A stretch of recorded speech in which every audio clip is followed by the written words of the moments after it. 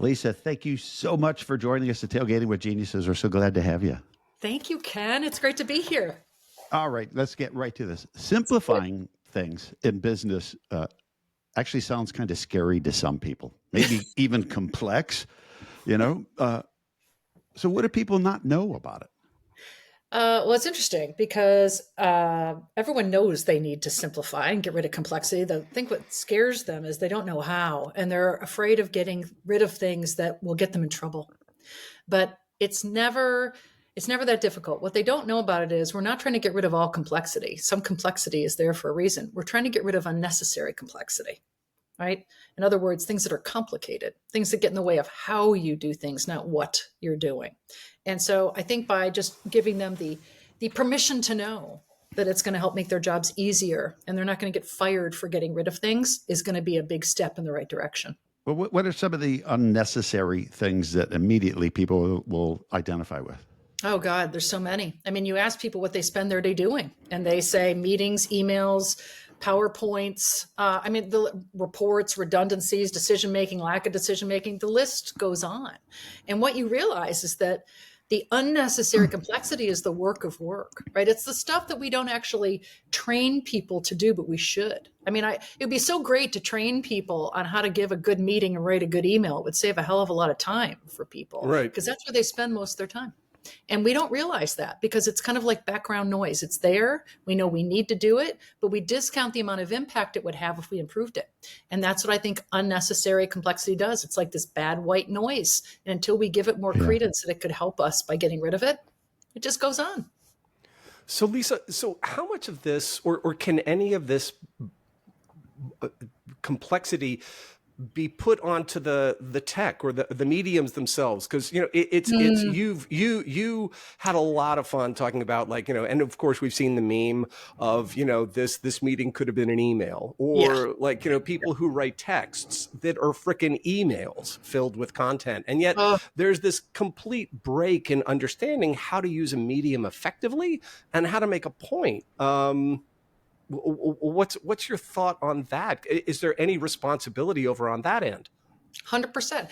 I always, when people say, has technology helped us or hurt us? The answer is yes. It's helped us because it's so available. I mean, think about when emails first came out. It was transformative. Right. And then just because we can doesn't mean we should, right? Then we overload things. It's like a dopamine hit to get it off our plate onto someone else's, but we don't realize that there's manners and a structure to them. I think one of the things that leaders or teams lack is they don't define how to communicate. And what I like to say, and this is very similar to Reed at Netflix, emails are for information and meetings are for decisions. Text is for urgency. And so if we start to think of it that way, I think that we'll communicate better. So, don't come to a meeting with just information. Make it about an action. Otherwise, it should have been an email. Don't write a whole treatise in a text. It could have been an email. So that will help people better understand the boundaries of how to communicate and save time. That's what it's about. It's time. How do you save it? How do you use it? Why do you think it is that questions that could be answered in a one-on-one phone call 5 years ago that would last 10 minutes with maybe two people involved now create a virtual meeting with 8 people that take a half an hour or 45 minutes. And we all know, and 80%, 90% of the people on those calls aren't even participating. Like, why? How did we get sucked into that? Well, hang on. How did we get sucked out of it? Yeah. Before you answer, Lisa, I'm going to tell you, Ken, that it's big grooming. And what this is the entire hygiene and grooming industry wants us all to buy smart hair products and go to the hairstylist more and get better outfits. It's big grooming that's behind this. And then I knew it. Grooming. Conspiracy. It's not big tech. It's big grooming. That's exactly what it is. Now, you're welcome. Well, I'd like to think you're right, but I don't know if we've been on different Zoom calls lately. I don't think everybody. You know what, Lisa, just real quick. That's my motto about Martin. I'd like to think you're right. Yeah. You do have some nice grooming, Martin. I would like to say that. Thank you. Yeah, I did put on makeup for this, so this is an extra day. This is a big day for me. I think it's habit. I think a lot of people now, collaboration equals a Zoom. Collaboration equals, and it's easy, right? So that's why we do it. I also think it's generational. I'm 55, so I pick up the phone. If you did that to my kids, they would rather die than pick up the phone. So There's a scene in Beef. I don't know if you've watched Beef love on beef. Oh, Netflix, where the guy is calling the 25-year-old, and he's hearing that 25-year-old's voicemail message, and the voicemail message is, "I'm not here. Don't be old. Send me a text." exactly. Don't be old. Yeah. I'll tell my kids to check their email, and they're like, why would you send me an email? Like, how old are you? Email. Right. So I think it's a couple of those things. It's easy just to do a Zoom or a Teams, and it's also generational. I mean, to me, if it's urgent, pick up the phone. You can solve it so much faster.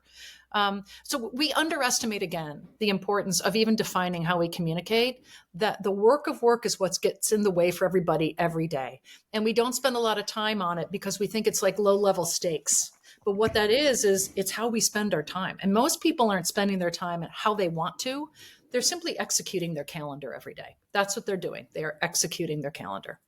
And if we could improve that, that would go a long way, not just in productivity, but in happiness at work. The executing the calendar thing is great because it takes me to some of your writing and the TED Talk that you also provided as well. You say something that I thought was one of the most provocative things, which was thinking is a daring act. And it's yet every single company says, well, we want our people to express and to really dive deep into the issue. And yet the calendars, the structures of meetings are such that they don't allow for that. I want to talk about how you came up with that premise, and then what does it mean? How are you seeing it? And then how do we actually employ more thinking? So thinking is one of the outcomes we want to have happen when we eliminate complexity. So complexity is the enemy of meaningful work. It takes our time away from what we were hired to do in the first place. So by getting rid of the unnecessary complexity, we create the space for innovation and thinking. I mean, to me, simplicity is the front end of innovation. You have to simplify and get rid of things before you can tell people to do more because they don't have time to think. Thinking is a daring act because we reward people for the volume of work. And every CEO will tell me that's not true, right? We want people to do valuable work. But when you look at what fills their day, it's not valuable work. So if we would spend more time incenting people around less or getting rid of, and having them not have any fear of not attending the meeting or not doing the report or calling out unnecessary work, they would have more time to think. I actually ask people, when and where do you do your best thinking? Because they go, why are you talking about this if we're talking about simplicity? Isn't this a productivity talk? I said, no, tell me when and where you do your best thinking. And 100% of the time, people say shower, running, going to sleep, waking up, walking my dog. And 100% of the time, they don't say at work. It's always when they're alone, when it's quiet, when we're doing something they don't have to think about. So we need to give our brains space to think. Because the problem is, we collaborate, we brainstorm, we get together in a meeting and ask people to solve a problem, and they haven't had time to think about it. So if we create the space to think, then we will be more innovative. And you're not going to do that if you're drowning in unnecessary complexity. We have to get rid of it.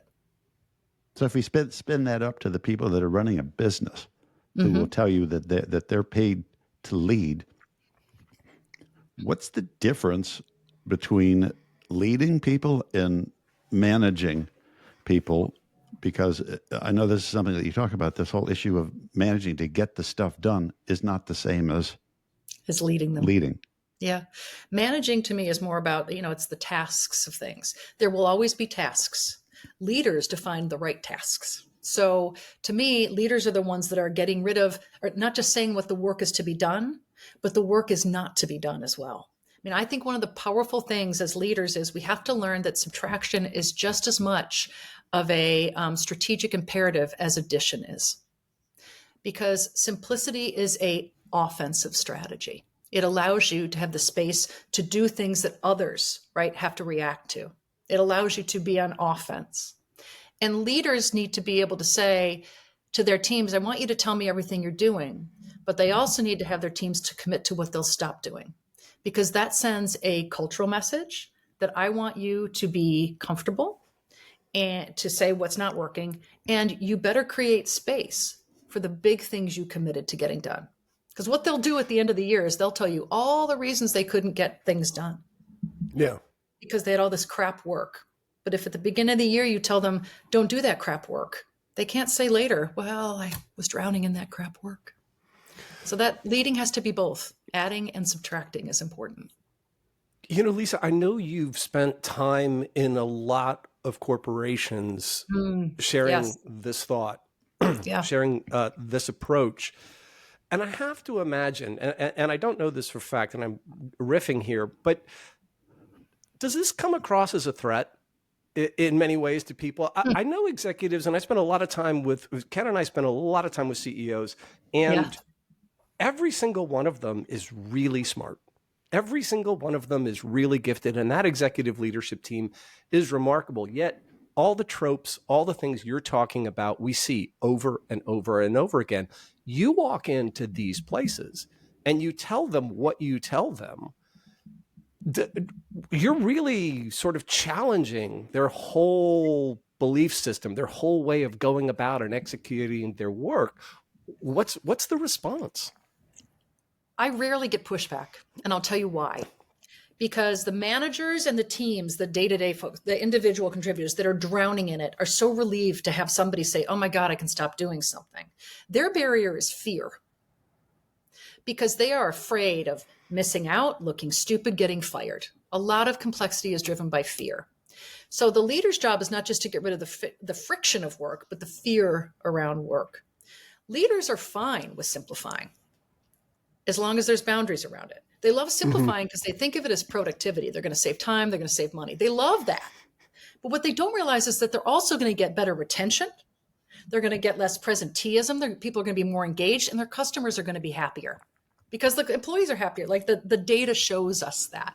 So if you can get the message to leaders that this is an offensive strategy, it's going to save them time and money, but it's also a strategic advantage in terms of your team and your culture because you'll keep people, they'll be happier.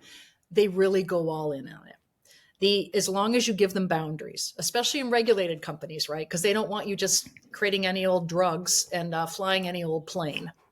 But that's fine. So you define the boundaries around it, and we have ways that we help people do that. That's easy. Do you think that a lot of you mentioned fear, which is a word I love, that underlies all of this? Because looking just at the headlines or the bullet points, it sounds very obvious. We need to simplify so people can be more productive. You need to be spending time thinking and doing the things that you were hired to do. Yet the employee saying, yeah, but if I'm not sitting in on these meetings, people will think I'm not working. It's almost like a trust issue. If I'm not visible, I'm not working. It's trust. So, and that really got exacerbated during COVID, right? Because risk and fear they're inversely correlated, right? So or fear and trust, fear goes up, trust goes down. And when we went virtual, we didn't have those social norms anymore. We had to rethink those. We didn't have the nonverbals as easily. So, they're inverse related. So if you as a leader can take away the fear by demonstrating the behaviors, that's what happens. If the leaders don't do it, the individuals won't do it. So here's an example, right? So at Pfizer, Albert, who's the CEO, and an incredible guy. I mean, look how they did during the pandemic, quite well. And they were focused on simplicity before the pandemic. That was a strategic initiative for them. And what they did, Albert did this with his simplicity initiatives. They had 40 simplicity champions around the world. I know this because we trained them. So we like them. But the point is that he said to people, say no to meetings. I need you guys to stop unnecessary crap. And a month after he announced this, I mean, how great is that? I love it. The boss says, say no to meetings. Everyone was still going to meetings. And he was kind of pissed. So he said to his chief of staff, right? I made it a strategic imperative. I told people not to go to meetings. People are still going to meetings. What's going on? And the chief of staff said, you're still going to meetings. Bingo. Love so it, until yes. he stopped, right? Because he's telling everybody else, you say no, but I better show up to all these meetings. People that had FOMO and fear, of course they were going to go to every meeting. Right. He started saying no, they started saying no. So there's a big thing of, we focus so much on fixing processes. A lot of it is human behavior. So when we model it, other people model the behavior too. That's what it takes. You want shorter emails? Then you write shorter emails. You want less meetings? Stop signing up for meetings, right? Kill the zombie meetings. If leaders do it, people will do it underneath them. So, but what's stopping them? Because again, it's, boy, if I'm hearing that as leader, this is what we need to do. Permission. I think here's the thing about simplicity that's so great. It's free for the most part. And everyone is able to do it as long as you give them the boundaries. Like, don't get rid of rules that are going to put you in jail. Probably not a good idea. But all the other things, like meetings and emails, those typically aren't, right, rules and regulations that are set by the FDA or whoever. Once the boss gives permission and says you can get rid of things, people go to town. So like take Sanofi, for example. They have literally built into their strategic planning in parts of their company, as well as in their performance reviews, measuring how many things people get rid of, how many things they stop doing. So it's counterintuitive, right? Because usually you're promoted for doing more, managing more, building more.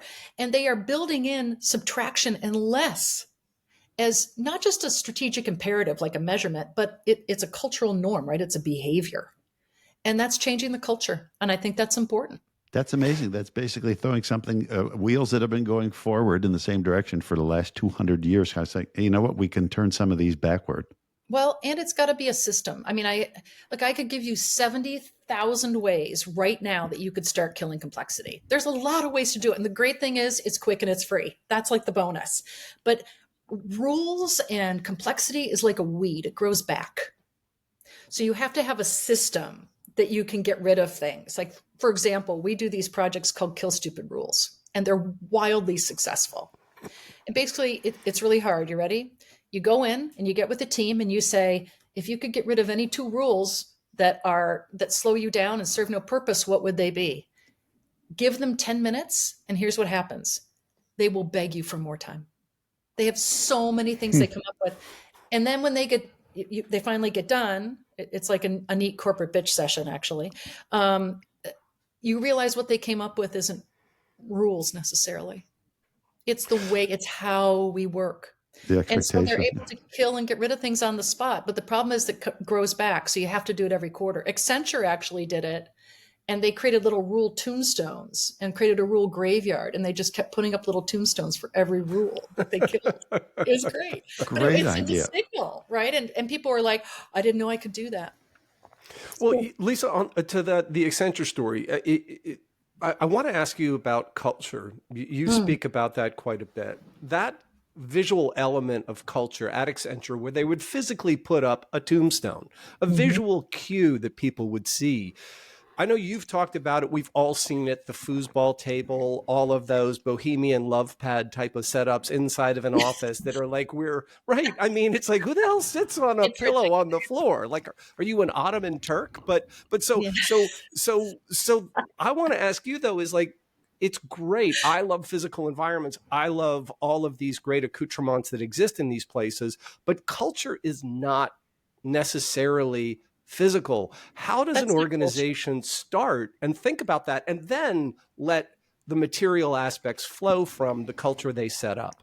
So here's something that I think is different. And I think, Ken, this is something I think you prescribe to, given your work, right, from Harley Davidson, which is, culture isn't just cultural aesthetics, right? It's not just, like you said, the beanbag chairs and the food table and bring your dog to work. If that's all it took for people to like their organization, Google would have 100% retention rate. They don't. Culture, to me, it's the work you do every day. And that sounds so boring, but it's so true. If I spend my day in meetings and emails, that is my culture. That's when I go home at night and I say, what'd you do today? I sat in meetings and emails. If I go home at night and someone says, what'd you do? Oh my God, I just had this big gig at NBC at 30 Rock. I met with these incredible partners. I started thinking about strategic deals. That's your culture. You're not going to do that all the time, but if that's at least part of the equation, if you get the work right, you get the culture right. We underestimate the impact of being able to do good work. That's why people came in the first place. The great benefits don't make any sense if I can't use them. Well, thinking of that in a whole other way, in light of how many businesses have trouble keeping staff. Yeah. Because that's what we're talking about here, is we talk about there's so much complacency in the workplace. Now, even at the big successful companies, it's, well, how can there be complacency when the business is booming? Is it does complexity fuel complacency, or is it sort of the other way around? I thought complexity fueled complacency. It's funny because when I wrote my first book, which was called Kill the Company, I said that the two C's that are the enemies of innovation are complexity and complacency. Because things get too complex and people stop trying. They don't have time to think. And then that breeds complacency. And people just come up with the same ideas you've heard over and over again. It's incremental, not disruptive, right? And so I believe that if you can get rid of the weeds, you can get rid of the complexity, the stuff that makes me feel too tired to think, and frankly, too drained or depressed, right? Like I just don't have time to do it. If you can get rid of that, I think it would have a huge impact. Certainly more than that foosball table that I can never have time to use anyway. Lisa, I want to give you so get lofty, head to 30,000 feet. Yeah. You wrote Kill the Company a little over a decade ago, and you studied a hell of a lot of firms' behaviors, came up with your thesis, wrote the book. What are you seeing today? Are you seeing shifts? Have you seen some successful aspects and people doing things really well? Yeah, you know what changed actually is I feel like this sounds harsh, but I think it's true. It's hit the C-suite more. And all of a sudden, when it hits leadership and they experience complexity, then stuff gets done. Yeah. So, before COVID, it's easy when things are going well, right? To just kind of be like, oh, people are complaining. But then COVID hits. Hey, we've got a lot of technology in place. COVID forced us to question the way we work and actually change and do things we said before we couldn't do in record time. And all of a sudden, the amount of complexity just amplified 1,000%. And then you started to see within strategic vision statements at companies, simplicity is one of their strategic pillars. So innovation was getting replaced by simplicity. People couldn't innovate because they didn't have time. Things had gotten too complex in the world. And so I viewed that 40,000 feet as now it's a strategic imperative because it finally came to the breaking point at the C-suite level. Not just for productivity, but I think in terms of retention and culture. People were seeing it in their employee surveys. Do you think that they equate simplicity with efficiency? Because efficiency is one of the words that we hear all the time. Got to do what we're doing faster and better. And so here's the thing I say to people, which is don't roll out a simplicity initiative and say we've got to be more productive, because people will they'll be mad. They'll be pissed. Like, right. How do I do that? Right. Yeah. Working. How specifically would you like me to do that when I'm drowning in meetings all day? I mean, it's insulting, right? But when you say this is a simplicity imperative because we want you to do more meaningful work. We want you to question and challenge work that just isn't adding any value and is taking you away from what you were hired to do in the first place. Then people get motivated. So you've got to elevate it beyond efficiency and shareholder value. No one wakes up for shareholder value. No one does. But they do wake up for meaningful work. And so I think that's where the change has to happen with leadership. This is a cultural thing. I want to jump back on that because I've sat in more boardrooms and watched really stupid things be done long term. Oh, because of no, I can't have NDAs, but shareholder value. I mean, because we have that as an absolute business construct, and you see and have so clearly and beautifully articulated the need for simplicity, how do those two things resolve themselves? I think they're correlated, though. It's funny because then I'll be doing a keynote in front of the CEO and the CFO, and I'll say, no one gets up for shareholder value. And of course, there's a huge laugh because they know the CFO's right in the front row. I said, except for you, ma'am or sir. I think they're directly correlated because shareholder value is driven by customer retention and by your own employee retention. So again, if you are going to have your time where people are like wasting their time drowning in meetings and emails, that directly affects shareholder value. It will affect the output. Employee productivity and culture drives customer satisfaction. And they see this now in their employee surveys. CEOs see that where they are being ranked last in so many organizations is on the question ability to get things done. Now, how are you going to drive shareholder value if you can't get anything done? So it's not a hard sell to executives. They'll get their productivity, but they'll get a lot more than that too. Beautiful. Let's just spin this back then to the self-employed person. Yeah. Individuals, people like me and Martin. What can we start doing kind of right away to simplify our business and hopefully our entire work life? I keep coming back to it's time. It's all about your time. And I always ask people, are you spending your time or are you investing it? And that's an interesting way to look at it, right? Yeah. Most of us are executing our calendar. But I want to be able to audit my calendar and say, are all these things necessary? And if not, how could I get rid of them or make them less frequent? So what's interesting about that for individuals, I would argue a lot of people working from home are acting like individuals, right? They're acting like gig economy. The way we've got to take control of our time. And I would say, look at your calendar and say, what are the things that I don't have to do anymore, and pilot getting rid of them. People always hesitate because of individuals do things out of habit. And a lot of it in your personal life is out of obligation. You're trying to be nice. So true. Except Ken. Right, you said that, Martin. Except for Ken, is that right? Yeah. Mm-hmm, So this is more for you, Martin. This is more for you. So isn't you're talking to two guys who can never say no. Well, and this is What more interesting. stuff? We'll do it. So I said to people, you have to define what will you say yes to and what will you say no to. And that's really interesting because people always say yes. They give an unequivocal yes when they should say, if they can't say no, they should say yes if. Yes if is a really powerful statement because it puts boundaries around I love that. ask. Yeah. So people will say, I can't say no to my boss. Screw you. Really? That's so unrealistic. But could you say yes if? Yes, I'd be happy to help you if we could shift the priorities. You could get me the data. You could, there's got to be some kind of give and take on it rather than it being one way. I think that in the vernacular would really help a lot of individuals feel better about their calendar. Yes, if the two words I'm going to carve in my tombstone. That was excellent, Lisa. I love that. We've reached the end of our magical little tailgate. We want to thank you for joining us today. Hey, just quickly though, how can people find you? They want to bring you in to speak. She's one of the greatest speakers in the world. Trust me on that, folks. I would love it. They can find me at futurethink.com.